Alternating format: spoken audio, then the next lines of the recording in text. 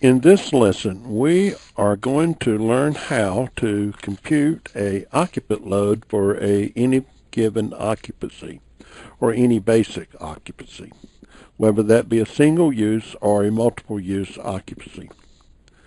Now, your text is going to use the Life Safety Code, NFPA 101. Which is referred to by the of a code such as the International Code Council.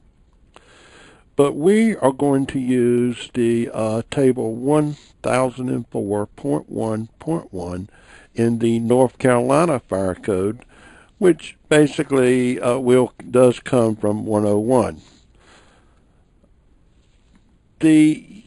There are a couple of things we need to understand before we begin determining occupant load, or actually, to be more accurate, before we begin to determine the means of egress, which determines the occupant load.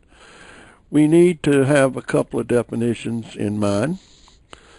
One, there can be two types of calculations.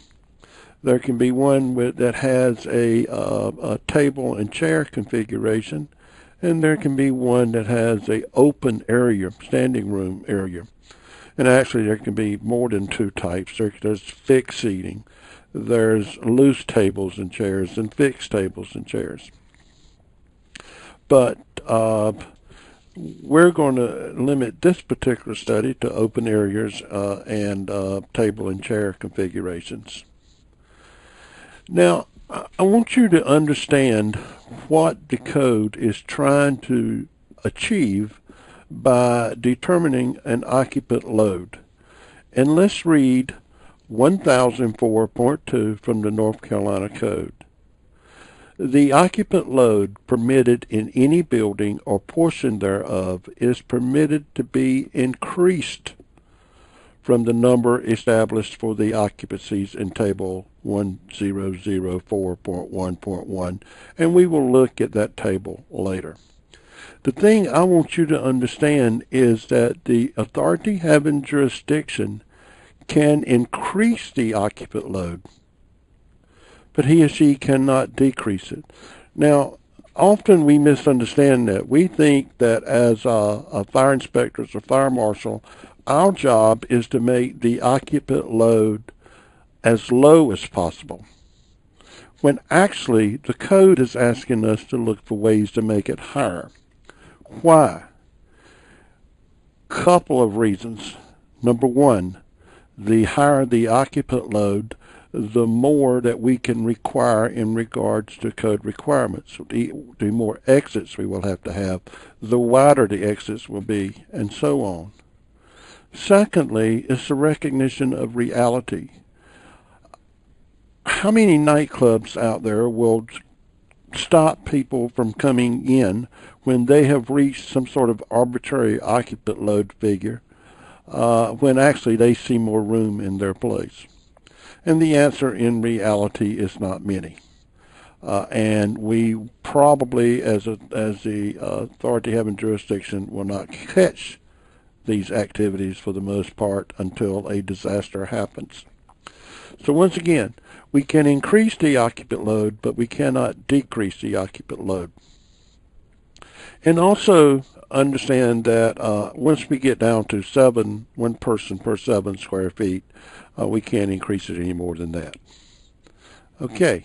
The next thing I want you to know about the code requirement is that every room or space that is an assembly occupancy shall have the occupant load of that room or space posted. It has to be posted near the exit door or the door to the exit access. But the important thing here is assembly occupancies.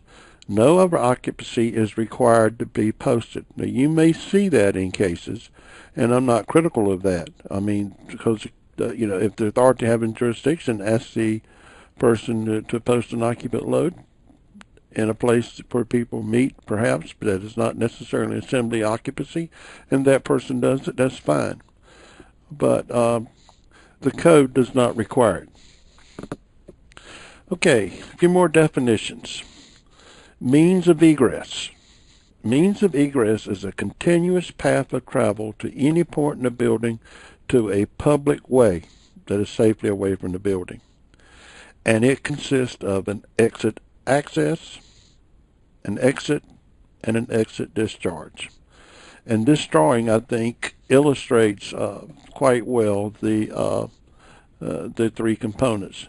Notice the person in the room or that floor has to travel to the exit.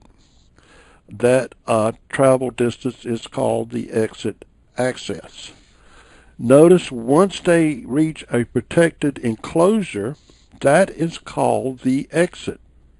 And your textbook has these definitions. Be sure to study them. And once we get to the door to the public way, that is called an exit discharge. And each one of these components are heavily regulated by the building and fire code. I do want you to understand those three terms. Now, we are going to take a fictitious occupancy and we're going to begin the process of establishing the means of egress or exiting requirements.